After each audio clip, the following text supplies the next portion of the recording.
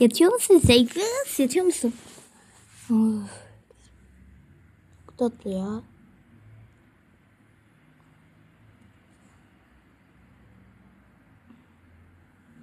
Dur. Bak kalbim. Sığmıyor alttan bak. Tamam.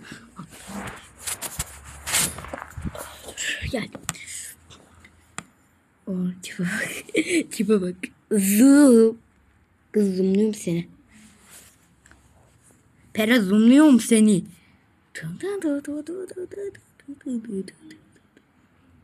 Bir saniye arkadaşlar.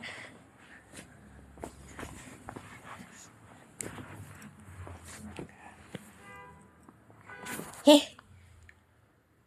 Dur.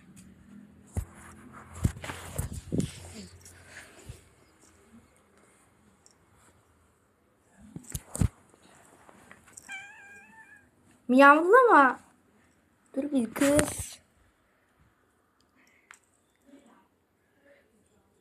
Gibi bak.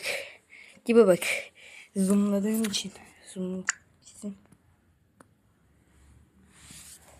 Arkadaşlar zoom gönderdim.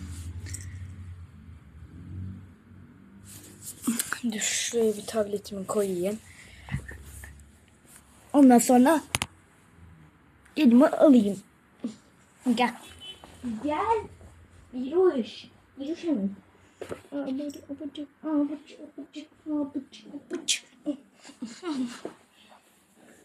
Seni özlemişlerdir ya.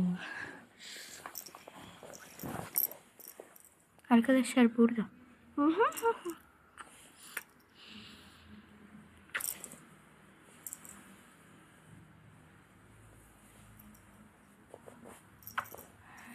Bir şey daha yapacağım arkadaşlar. Yavlasın birazdan bırakacağım zaten.